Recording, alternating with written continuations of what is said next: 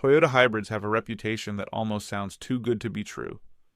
300,000 miles, 400,000 miles, batteries that just keep going, engines that refuse to quit.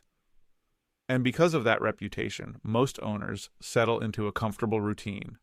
They change the oil, they rotate the tires, and they assume they're doing everything right.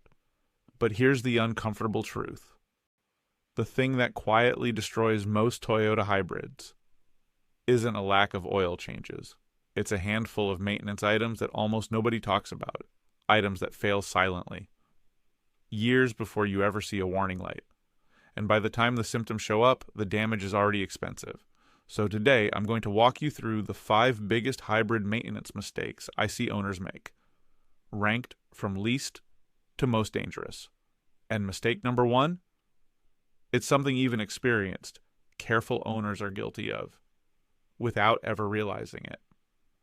Let's start with mistake number 5, and it's one almost nobody checks, because it's hidden where you'd never think to look.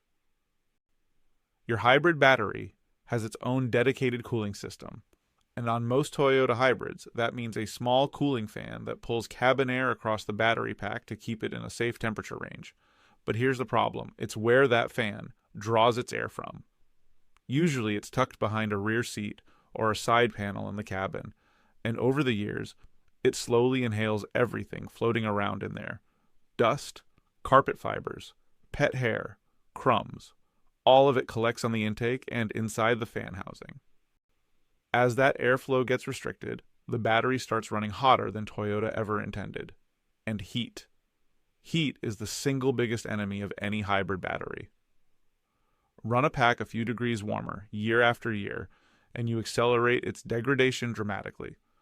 Less electric assist, worse fuel economy, a shorter overall lifespan. And the frustrating part? There are almost no obvious warning signs. Maybe your mileage creeps down a little. Maybe the fan sounds slightly louder than it used to. Most people never notice. So, a simple inspection and cleaning of that battery cooling fan every couple of years, or more often if you own pets, is one of the cheapest things you can do to protect one of the most expensive components in the car. But overheating isn't the only system quietly working against you. That brings us to mistake number 4. And it's one almost everybody gets wrong. Precisely because hybrids feel so easy on their brakes. Here's the thing. Your hybrid uses regenerative braking, which means most of the time you slow down, the electric motor is doing the work, and recharging the battery, not your friction brakes. So your brake pads can last an incredibly long time. And owners take that as a signal that the entire brake system barely needs attention. But brake fluid doesn't care how often you press the pedal. Brake fluid is hygroscopic, which simply means it absorbs moisture out of the air over time, whether you drive hard or barely brake at all. And that moisture is the problem. It lowers the fluid's boiling point. But more importantly, it starts to corrode the system from the inside. And on a Toyota hybrid, that system includes a complex brake actuator assembly, a high-pressure unit that blends the regenerative and hydraulic braking together.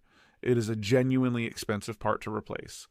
Let moisture-laden fluid sit in there for years. And you're inviting internal corrosion into one of the priciest components in the car. But the fix? The fix could not be simpler. Most specialists recommend flushing your brake fluid every 2 to 3 years, regardless of mileage, because it degrades on a calendar, not an odometer. And speaking of fluids that quietly break down on their own schedule, the next one is even more overlooked. Mistake number 3 is neglecting the inverter coolant. And this is one most owners have genuinely never heard of. Your hybrid has an inverter, and its job is to convert the high voltage direct current from the battery into the alternating current that actually drives the electric motors. And back again.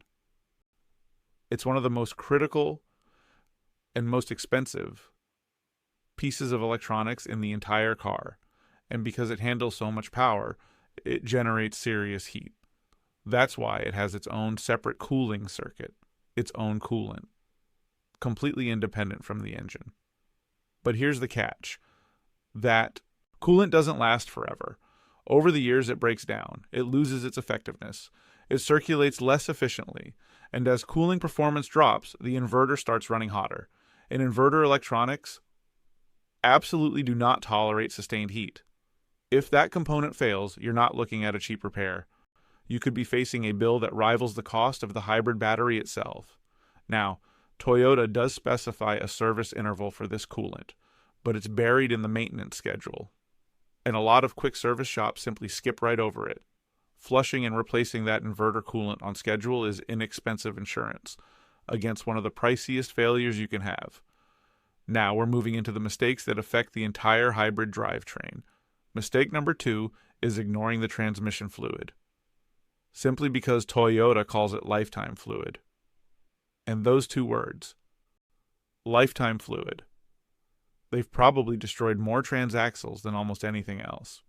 Your hybrid uses a transaxle, a clever unit that combines the gears, the electric motors, and the power split device, all in one housing. And it relies on fluid to lubricate and protect everything inside. So when the manufacturer says lifetime, what they really mean is the expected lifetime of the vehicle under their warranty assumptions. It does not mean the fluid stays perfect forever. As the miles add up, that fluid breaks down, and it slowly collects fine metal particles from normal internal wear. Leave it in there for a couple 100,000 miles, and that contaminated fluid actually accelerates wear instead of preventing it. Now, if you trade your cars in every few years, the factory fill will probably outlast your ownership.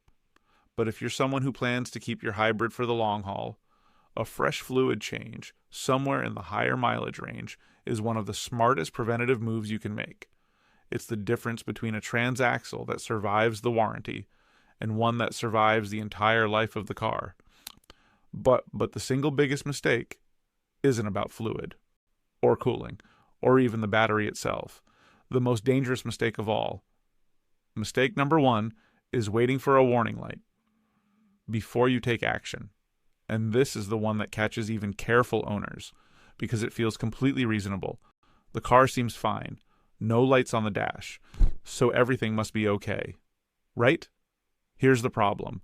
Modern hybrids are engineered to keep running and protect themselves for as long as possible, which means by the time a warning light actually appears, the underlying problem has often been developing for months, or even years.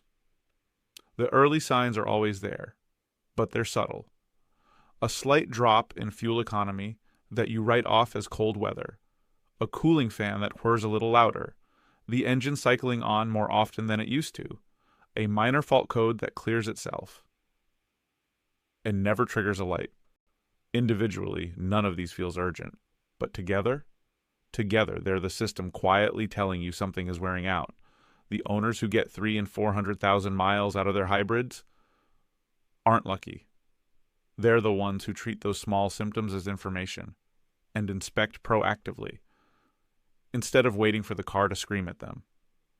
Reactive repairs cost thousands. Proactive inspections cost almost nothing by comparison. Because here's the part most people never realize. The warning light isn't the beginning of the problem. It's often the final chapter. So once you look at all 5 of these mistakes together, a clear pattern emerges, and it's worth ranking them. In 5th place, neglecting that battery cooling fan. Slow and completely avoidable. 4th, ignoring your brake fluid because the region braking fooled you into thinking the system never wears. 3rd, skipping the inverter coolant. A small service, protecting a very expensive part. 2nd, treating lifetime transmission fluid as if it were truly permanent. And the number 1 most dangerous mistake, waiting for warning lights instead of acting on early symptoms, because that single habit quietly makes every other problem on this list worse. But here's where it gets practical, because the right priorities actually depend on where your car is in its life. If I owned a 50,000-mile hybrid, I'd focus on the battery cooling fan and that inverter coolant, the early life items that protect the expensive electronics before any wear sets in. If I owned a 150,000-mile hybrid, brake fluid condition and a proper system inspection move much higher on the list, because corrosion and fluid breakdown have had real time to build. And once you're approaching 200,000 miles, a transmission fluid change becomes one of the smartest investments you can make.